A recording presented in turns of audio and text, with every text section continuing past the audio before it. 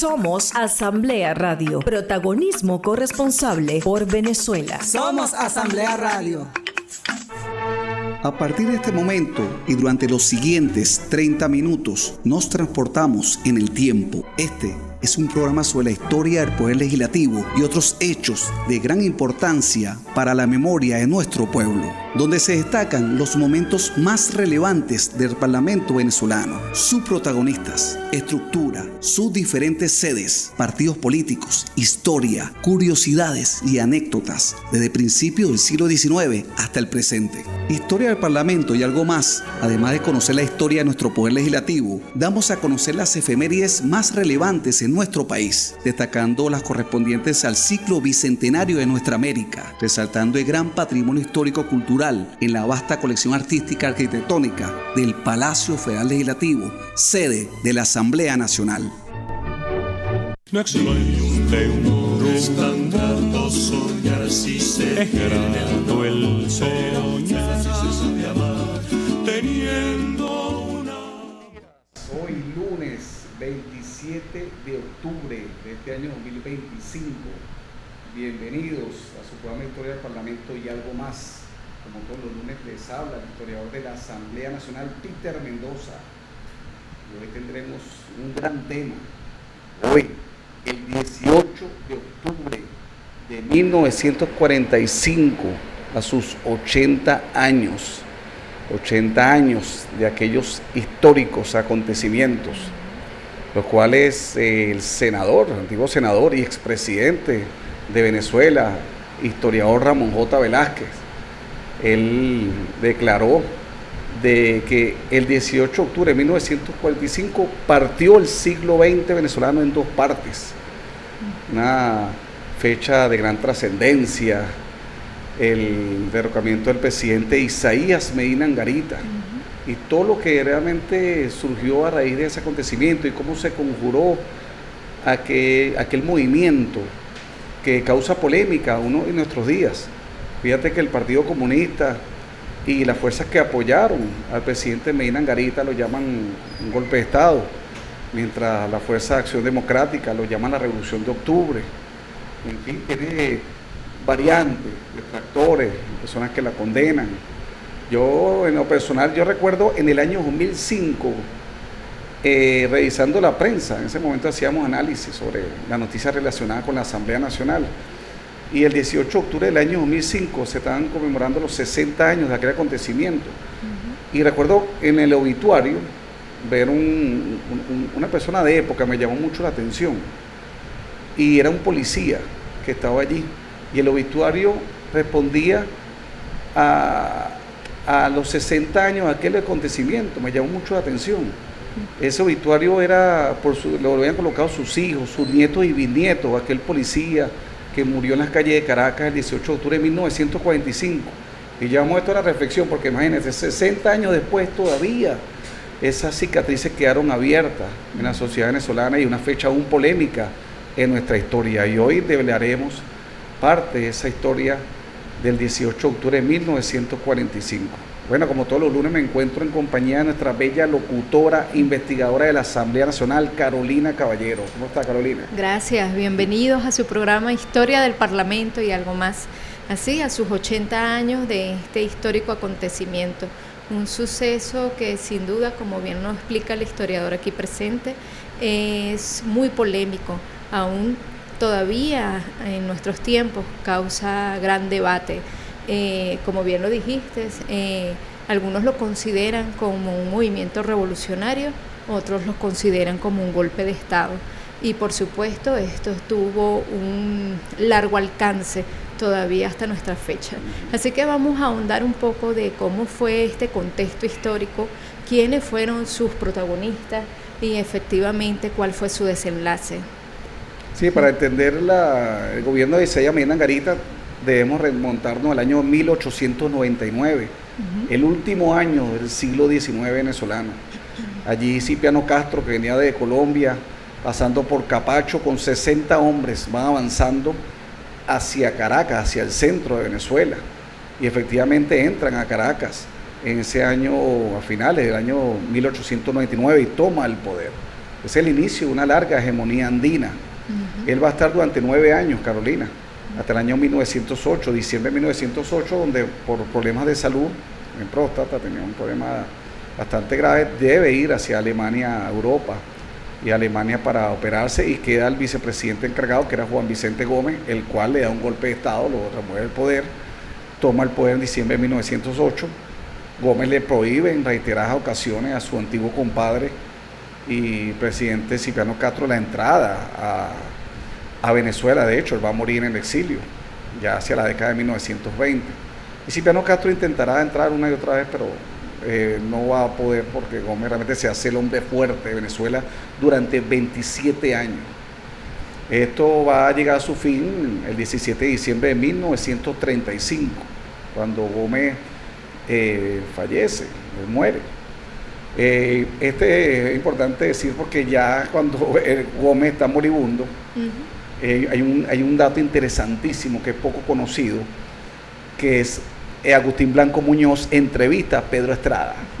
Desde Pedro Estrada se le conoce más que en la época de Pérez Jiménez, la Seguridad Nacional, pero no, fíjate, él fue prefecto de Caracas en tiempos de López Contreras, y también fue policía importante en los tiempos de Juan Vicente Gómez, a finales de la época gomecista, y él está presente allí en Maracay cuando está agonizando el benemérito, y él se da cuenta las dos corrientes que están disputándose el poder. Uno, su primo, su pariente, que es Eustoquio Gómez, el hombre fuerte, quería seguir la continuidad del gomecismo, y está el ministro de Guerra y Marina, que realmente era el hombre que Gómez había visto como que quería como una transición, porque realmente el poder de Gómez estaba en el ejército, y por ende el ministro de Guerra y Marina era el hombre más visto, pero Eustoquio quería, y esas coyunturas estaban allí. Así le dice muy bien esos golpes palaciegos, como que se dice, y el propio Pedro Estrada dice, es el momento de tomar partido, y tomó partido hacia Eleazar López Contreras. Eustoquio Gómez, bueno, fallece en un tiroteo cerca acá de la esquina principal aquí en Caracas, unas extrañas circunstancias. En fin, el hombre de la transición es Eleazar López Contreras, que es ratificado por el Congreso en el año 1936. Eleazar López Contreras, conocido como el hombre de transición, él va a nombrar como su ministro de Guerra y Marina a un joven general Isaías Medina Angarita. Medina Angarita también había sido maestro de la Academia Militar, acá donde está en la planicie. Un hombre de gran ascendencia dentro de las Fuerzas Armadas, bastante apreciado. Y efectivamente él va a tomar este rol protagónico como ministro de Guerra y Marina. Y cuando llegan las elecciones, recuerden que el Congreso era en ese entonces quien elegía al presidente de la República. Elección de segundo grado. Exactamente, él hacia marzo, abril del año 1941, porque fíjate, López Contreras reduce el mandato presidencial a 5 años. Y esto hace que sea electo por una amplia mayoría Isaías Medina Angarita. Isaías Medina Angarita va a asumir el poder el 5 de mayo de 1941. En el Salón Elíptico en el Palacio Federal Legislativo. Fíjate cómo siempre nuestra Asamblea Nacional, nuestro Poder Legislativo, nuestro Palacio Federal Legislativo siempre está allí dentro de la historia venezolana. Total. Él va a asumir y él al inicio tiene el tutelaje de López Contreras, es importante decirlo. Pero Medina poco a poco va quitándose el tutelaje de López Contreras, quiere hacer un gobierno propio de corte nacionalista. Recuerden que estamos en tiempo de la Segunda Guerra Mundial. Medina Angarita quiere nuevos actores, no solamente gomecistas, sino suma a su gobierno como ministro de Fomento a el empresario Eugenio Mendoza, Boiticoa, suma a Arturo Las Pietri, también ministro de Educación. Él va a dar Caraciolo Parra Pérez, va a ser su canciller, un brillante canciller. En fin, va a buscar a personas no tanto por su pensamiento político, sino por sus capacidades y su ganas de servir a la nación, con sus potencialidades, con su experiencia, cada uno en su área. Y eso, por supuesto, es bien visto por la sociedad venezolana, pero López Contreras empieza a enemistarse con él, porque es como que me está alejando, te estoy colocando en el coroto y me está dejando como por fuera.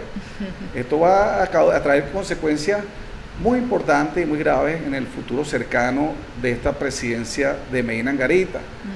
Dato interesante, en el año 42 Medina Angarita va va a tener una actitud bastante firme en cuanto a nuestra soberanía ante el ataque nazi perpetrado por los submarinos alemanes a los tanqueros venezolanos en las aguas del lago de Maracaibo y el Golfo de Venezuela. Eso fue el lunes de carnaval 16 de febrero de 1942, donde también se bombardean las refinerías que teníamos en Aruba. Y esto va a traer muertes de venezolanos que van a ser de una manera enérgica condenadas por el gobierno de Isaías Medina Angarita. Medina Angarita también agiliza la devolución de la isla de Patos, la cual se encontraba entre Trinidad y la península de Paria, para justamente este acto de soberanía tener varias villas náuticas hacia la salida hacia el Atlántico. Eso aprovechando la coyuntura de la guerra. Claro. Recuerden, Inglaterra estaba asediada por la Alemania nazi, necesitaba el petróleo venezolano. Ese ha sido un buen momento también para exigir nuestro soberano territorio, nuestro soberano derecho sobre el territorio del Esequibo. Ese ha sido un buen momento. Una buena circunstancia geopolítica. Exactamente, como también se aprovechó la ley de hidrocarburos de 1943, donde se llamó el 50-50, mitad y mitad cada uno, en cuanto a las ganancias petroleras. Otro logro, el primero que es cédula. La cedulación, el 001, la primera cédula es General Medina Angarita. También el seguro social, ampliación de las escuelas, la escuela Gran Colombia, en fin, y muchas escuelas a nivel nacional, la red de caminos también lo inicia. Yo estoy revisando el diario Interior y Debate y Medina hace una amplia cantidad de carreteras que después algunas serán autopistas en el futuro, cuando Medina y la época también de León y Betancourt ya en los 70, incluso el doctor Caldera, pero son caminos, carreteras que se inician y todavía algunas existen, y mucha gente no sabe que se iniciaron en la época de General Medina Angarita, también la urbanización en silencio, en la época cuando en Europa se están destruyendo ciudades, en Asia, por la Segunda Guerra Mundial, aquí en Venezuela se construía una nueva visión de país, es importante decirlo. Totalmente. Todo esto va a llevar a una coyuntura, llega el año de 1945, ya la rendición de la Alemania nazi en mayo, la rendición del Imperio de Japón en septiembre del año 1945, comienza la Guerra Fría y era momento del consenso para una elección presidencial. El consenso se hace con el doctor Diógenes Escalante, que era embajador de Venezuela en Washington, y él llega a Venezuela, acá a Caracas, a Maiquetía, el 8 de agosto del año 1945. Es importante destacar que todas las tendencias políticas apoyaban el consenso del doctor Diógenes Escalante, menos aquellos que apoyaban al general Eleazar López Contreras, porque en este momento Eleazar López Contreras estaba enfrentado ya directamente con Medina Angarita. Al mes siguiente, a principio, hacia el 2-3 de septiembre de 1945, el doctor Diógenes Escalante, mientras se alojaba en el Hotel Ávila, en ese momento era propiedad de Nelson Rockefeller, enloquece. Es una situación con una corbata, él pierde la memoria y es forzado a renunciar a la candidatura. Esto va a crear una crisis política que está por desencadenarse. Antes de partir a la pausa, vamos a decir que fueron a Junquito, en la casa de General Medina Angarita, y se intenta buscar otro candidato al consenso. Este candidato al consenso es el doctor Ángel Biagini, y se va a dar a la luz en el Hipódromo del Paraíso el 1 de octubre de 1945. En la siguiente parte vamos a ahondar en cómo se desarrolló el 18 de octubre de 1945, pero antes vamos con una canción de Lavillos Caracas Boys, con el Víctor Pérez del año 1945, la misma fecha. La misma fecha. Campesino. Disfrútenla.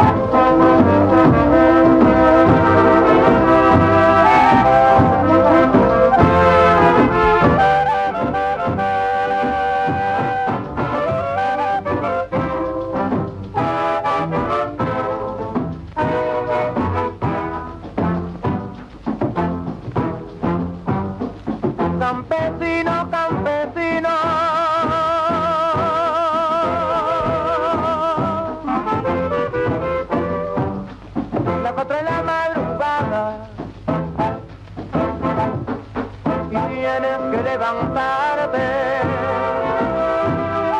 porque el trabajo te llama, te diriges al mercado para vender tu cosecha. Oye, campera, lo que te traigo.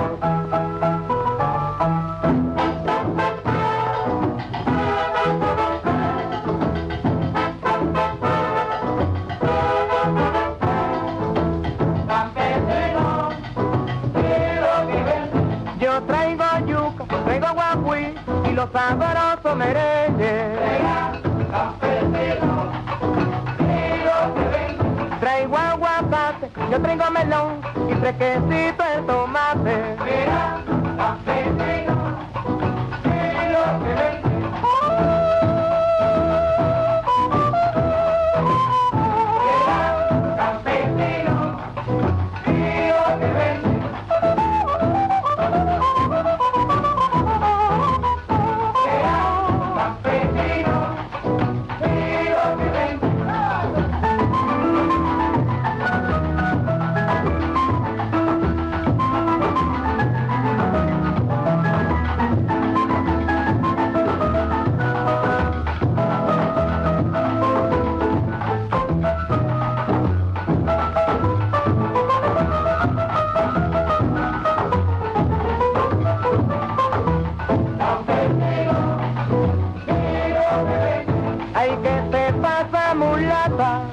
Ay, con el negro Vicente, campesino,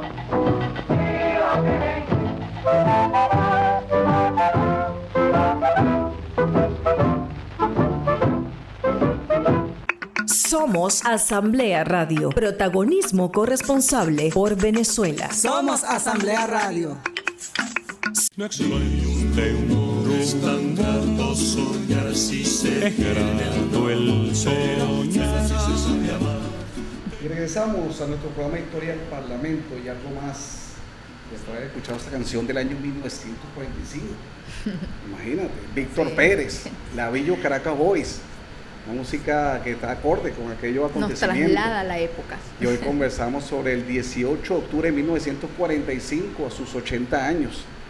Y para ver cómo se desarrollaron estos acontecimientos de una manera anecdótica, tenemos el libro maravilloso, Entre Golpes y Revoluciones, del profesor Jesús Sanoja Hernández, profesor maestro de maestros, profesor titular de la Universidad Central de Venezuela durante años, la Escuela de Comunicación Social, un intelectual de la izquierda democrática venezolana, un hombre, también escribió poemas, un escritor, todo realmente un catedrático, Jesús Sanoja Hernández, que dejó esta publicación. Este es el tomo 1, yo lo recomiendo, porque trata desde esa época del presidente Medina, porque él viene de Tumeremo, imagínate, él viene de Estado Bolívar. Creo que saca esto ya póstumo, sí, después póstumo, homenaje a la historia venezolana, según sus propias memorias, sus propias anécdotas. Entonces, esa manera distinta de ver la historia, yo lo recomiendo, porque todos los sucesos históricos venezolanos, desde 1945, que viene muy joven de Tumeremo, se instala en la cercanía de Las Pastoras, hasta los acontecimientos venezolanos de finales del siglo XX, principio incluso del XXI, bastante importante e interesante las palabras. Y fíjate, Carolina va a leer cómo él vivió, cómo su familia vivió estos acontecimientos del 18 de octubre del 45, que tomaron a todo el mundo por sorpresa, porque la gente no sabía qué estaba pasando. Hay una confusión total, y la prensa y todo lo dicen, o sea, incluso una parte de Acción Democrática, yo leí incluso a Domingo Alberto Rangel, una parte de Acción Democrática ni siquiera sabía del golpe, porque es un sector de Acción Democrática. Pues fíjate que el propio Andrés Eloy Blanco, que era amigo, siendo opositor, era amigo personal del presidente Medina. Incluso lo acompañó en la gira del presidente Medina por los países bolivarianos. El Partido de Acción Democrática, la parte de Acción Democrática estaba conjurada en el golpe. Como sabía que Andrés Eloy no iba a estar de acuerdo con el golpe, lo envían a México. Claro. Lo envían a México, y así muchos no sabían. Es más, muchos pensaban, cuando se inicia el golpe, que era Eleazar López Contreras que lo estaba dando. Y nada más alejado de la realidad. Más bien cae preso. Bueno, nos cuenta entonces Jesús Sanoja Hernández que serían las 2 o 3 de la tarde del 18 de octubre de 1945, cuando comenzaron en el barrio las sospechas de que algo raro pasaba en la ciudad. De pronto, con indescriptible velocidad, aparecieron contradictorios indicios, convertidos al día siguiente en evidencias. Primero fue un grupo de soldados que, bajando del cuartel San Carlos, pasó aceleradamente por la cuadra. Uno de ellos se desprendió del pelotón y pidió permiso desde el San Juan para ir al baño. Inquirido por uno de mis primos acerca de qué sucedía, se limitó a decir: vamos para Miraflores. Aquello nos preparó para la segunda sorpresa. Salimos con diferentes rumbos a curuciar por los alrededores, dirigiéndome yo a la esquina de Balconcito, por donde, en ruta hacia la parte alta de la Pastora, pasaban los autobuses Diamond de circunvalación número 2. Un joven oficial a bordo de la unidad pidió calma a los pasajeros. No se preocupen, este es un movimiento revolucionario de tipo democrático. Todavía me asombra. Cuando regreso a casa, la agitación era grande y la mayoría de las versiones que se recibían a través de las llamadas telefónicas o que se oían en conversaciones con los vecinos señalaban como cabecilla del movimiento al general y expresidente López Contreras, candidato que aspiraba a retornar a Miraflores, pero que era repudiado por los factores de izquierda, AD y los comunistas.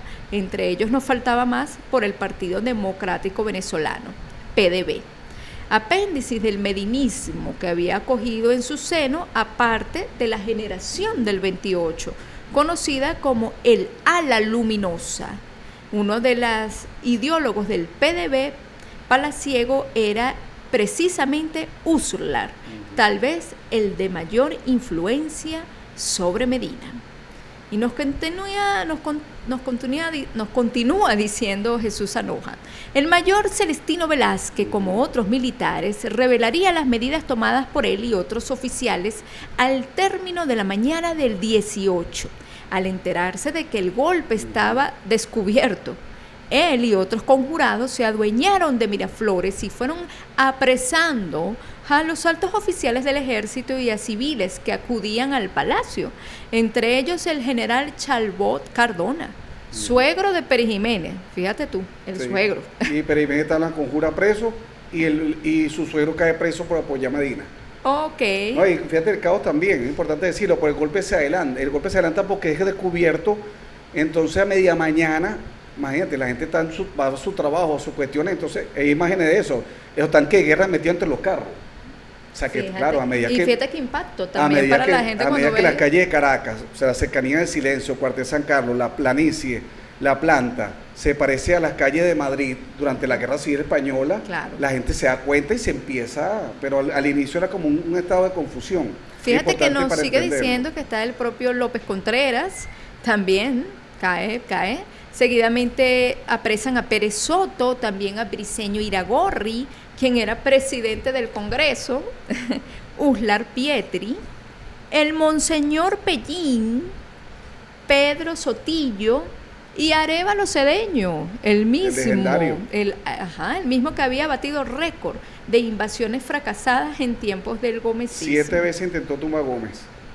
Total. Fíjate que nos continúa también aquí.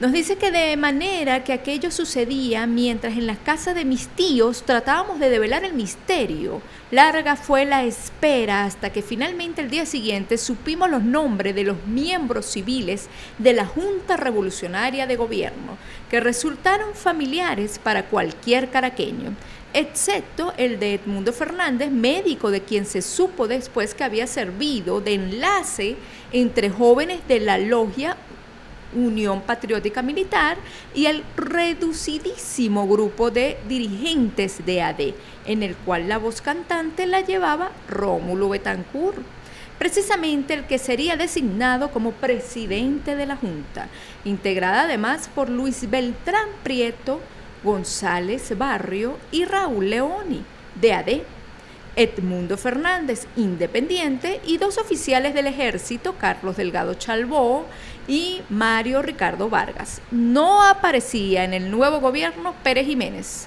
a pesar de haber llevado la voz cantante en la decisiva entrevista conspirativa con Betancur, pues en la misma mañana del 18 había sido apresado por los medinistas. Y se conoció asimismo que lejos de ser el expresidente López Contreras el jefe de la conspiración, era una de las víctimas. Habría sido detenido igual que Jovito Villalba, cuando intentaba averiguar lo que sucedía y quiénes eran los protagonistas de aquel sorpresivo suceso. Una confusión, un estado de confusión total. Total. Fíjate que igualmente nos sigue contando Sanonja que lo que yo ignoraba entonces en materia de partidos, golpes y revoluciones era mucho, a pesar de haber leído ya después del segundo el primer tomo de las Memorias de Pocaterra. Y escuchando conversaciones familiares y algunas discusiones en el liceo de aplicación, el 18 de octubre fue una sorpresa para la inmensa mayoría del país y permitió descubrir realidades políticas e ideológicas con velocidad histórica comparable a la del año 36, aunque en esta ocasión el balón pasaría a manos de los izquierdistas y no de los derechistas. Para concluir, el 18 de octubre no se llegó por casualidad. Los choques entre ADE y los grupos comunistas revistieron muchísima importancia en el deslinde que ADE, a través de Betancur, buscaba para desligarse de un pasado comunista que le impedía incrustarse en la lucha por el poder. Sabía que una definición dentro del campo de la democracia occidental le despejaría el camino para la conquista de los bastiones gubernamentales. Probablemente no pensó en los primeros tiempos de ese viraje, que la posibilidad de conquistar Miraflores le vendría por la vía de un golpe o un movimiento revolucionario. Todo indicaba a las alturas de 1944 y comienzos del 45 que la lucha sería larga y difícil, pues excluidos de los comunistas, limitados a la prédica ideológica, a la pelea por el dominio sindical y a la búsqueda de la legalidad, su tarea inmediata era la de minar el oficialismo y diferenciarse del lopecismo. Los dos amantes del poder, López y Medina, para él y ADE eran los enemigos a vencer en el camino hacia Miraflores, y no los comunistas, rivales ideológicos que además de estar divididos, lucían incapacitados para batallar por el poder. Y sobre ellos pesaba adicionalmente la influencia geopolítica de Estados Unidos, pese a la alianza de esa potencia con la Unión Soviética, que había obedecido a las necesidades de la Segunda Guerra Mundial. Súper interesante. Bueno, palabras del profesor Jesús Sanonja Hernández. Seguimos 80 años después. 18 de octubre de 1945, golpe o revolución. Lo que sí podemos decir es que la figura del presidente Medina Angarita, aún 80 años después, goza de gran respeto y gran estima entre los venezolanos. La figura de Medina Angarita, una de las, se podemos decir, de uno de los presidentes más queridos que ha tenido la República en Venezuela. Así que bueno, con estas palabras llegamos al final de nuestro programa Historia del Parlamento y algo más. Por aquí se despide el historiador de la Asamblea Nacional, Peter Mendoza. Y por aquí se despide la licenciada Carolina Caballero. También quiero recordarles que tenemos un micro audiovisual que se hizo para los 70 años de esta fecha, hace ya 10 años, que junto al historiador quiso hacer un micro reflexivo sobre esta fecha. Los invitamos que lo vean a través de Peter History por YouTube. Exactamente, se llama 18 de octubre de 1945, golpe o revolución. Y también buscar historiador Peter Mendoza, por ahí lo pueden buscar. Gracias, perfecto, hasta la próxima. Hasta la próxima.